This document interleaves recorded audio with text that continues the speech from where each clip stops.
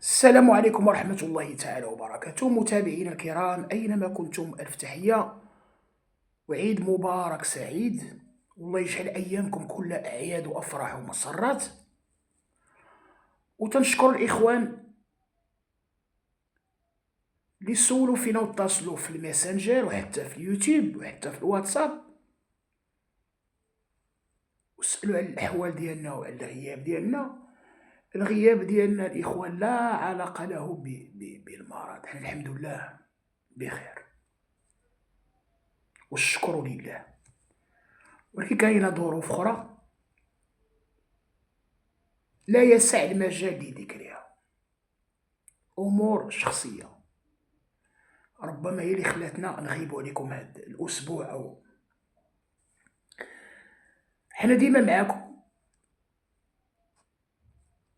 الحمد لله حنا ديما معاكم، وحنا ديما في الخدمة، وحنا ديما تنلبيو الطلبات ديالكم. طبعا كاين مواضيع كثيرة بزاف.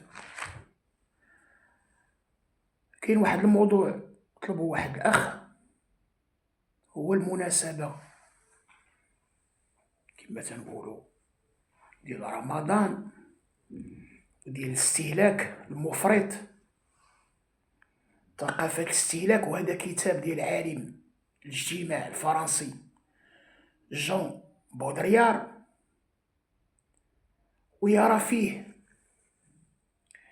أن المجتمع المعاصر لم يعد قائما على الإنتاج لا برودكسيون، بل على الاستهلاك لا كونسوماسيون، بوصفه نظاما ان سيستم للعلامات. هذه السلع اللي تتشرى الإخوان ليس لقيمتها الاستعمالية بل لقيمتها الرمزية سامبوليك، لا فالور سامبوليك التي تمنح المكانة والهوية ليدونتيتي إلى بوزيسيون. هنا كاين الإشهار والإعلام تيلعب دور. الإشهار والإعلام يصنعان الرغبات التي لا تنتهي، فينشأ عند الإنسان أو المواطن أو الإنسان العالمي، تتكلمون عالميا، وهم مجتمع الوفرة، أي الكثرة، مجتمع الوفرة. بينما راه تستمر الإخوة الفوارق الطبقية.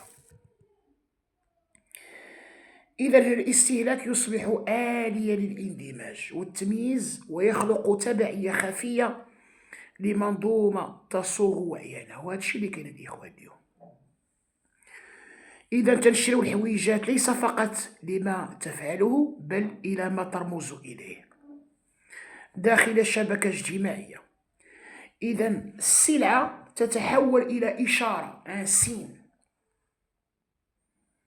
تقول شيئا عن صاحبها: من أنت، إلى أي طبقة تنتمي، ما ذوقك، وما أسلوب حياتك، وما موقعك الاجتماعي. إذا سيارة رونج روفير أو سيارة فاخرة ماذا تعني؟ أو إلى ماذا ترمز؟ ترمز إلى لا بويسونس سوسيال، القوة الاجتماعية والنجاح والمركز.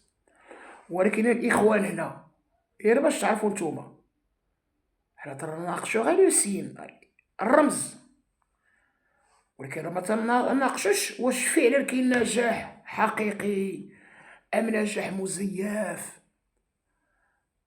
باش نتفاهمو، أو كاين نصب واحتيال وطرق غير مشروعة و باش نتفاهمو الإخوان. هي ممكن تكون قوة اجتماعية، ولكن قوة كنفهموها حنا. راه ممكن يكون الإنسان عندو الفلوس ولكن تيغيب الوعي والنضج والثقافة وتتغيب. ما تتكلموش الإخوان على هاد المحددات أبدا.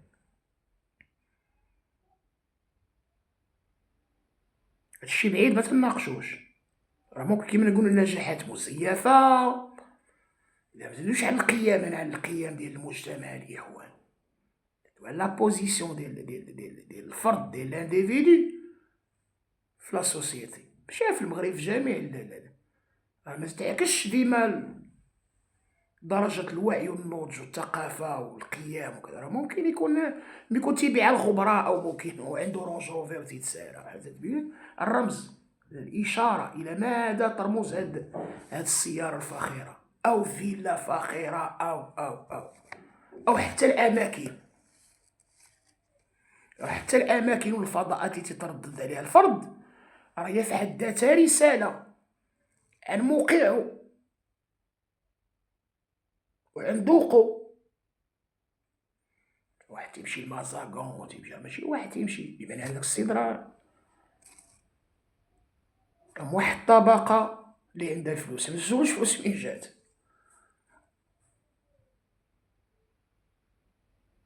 فلوس من جات ماشي هو موضوعنا اليوم. موضوع الثقافة ديال الاستهلاك، هذا موضوع آخر واخا هو مرتبط بالاستهلاك. يا بغيتي تطرح السؤال، أنت تتركب في السيارة فاخرة، وأنت عندك فيلا فاخرة، وأنت تمشي للفضاءات، هذا السؤال ممكن يتطرح، السؤال مشروع.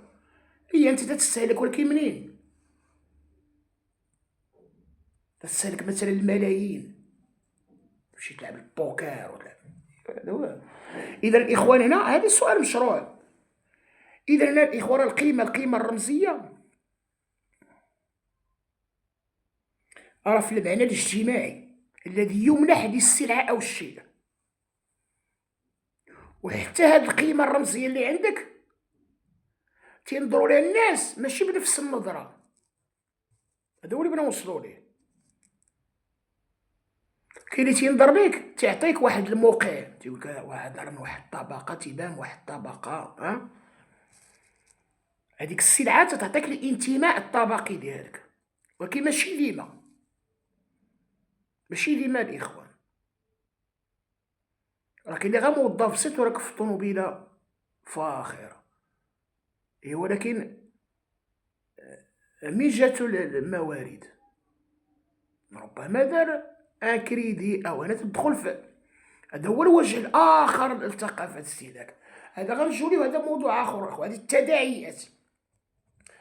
التداعيات والانعكاسات ديال ثقافة الاستهلاك بالنسبة للناس اللي عندهم واحد المحدودية في الدخل. هذا موضوع آخر مهم. إذا الإخوان ملي تعاودو يتكلموا عن الإشهار والإعلام، هادو راه خطيرين الإخوان. في صناعة الوفرة تشوفوا نتوما الإعلام والإشهار بالنسبة لي برودوي، وبالنسبة للسيارات، وبالنسبة للفيلات، وبالنسبة للشقق. وهنا شنو خطير الإخوان؟ ربط هاد السلع أو هاد العرض بالسعادة والنجاح والجاذبية. الرغبة تتحول إلى حاجات ضرورية، والمشكل أن هذه الرغبات تتجدد عند ظهور سلعة أحدث أو مضجة، بحال الساعة مثلا.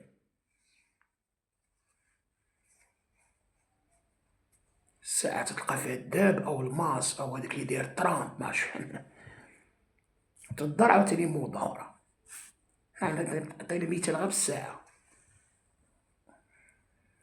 تتولى ديك ديباسي. إذا الإعلام خطير، يوهم بأن الوفرة متاحة دائما للجميع، والواقع يثبت العكس. راه كاين طبقات وكاين تفاوتات وكاين تباينات الإخوان. الإشهار كذلك هو مثال تربط السلعة أو المنتوج بهوية معينة لشاب ناجح أو أسرة ناجحة أو امرأة عصرية إذا حنا هنا تنشريو الرمز وليس الشيء الإخوان، وليس الماهية، تنشريو الرمز. إذا بقلنا هذا الموضوع الشطر الثاني، التداعيات والانعكاسات ديال ثقافة الاستهلاك.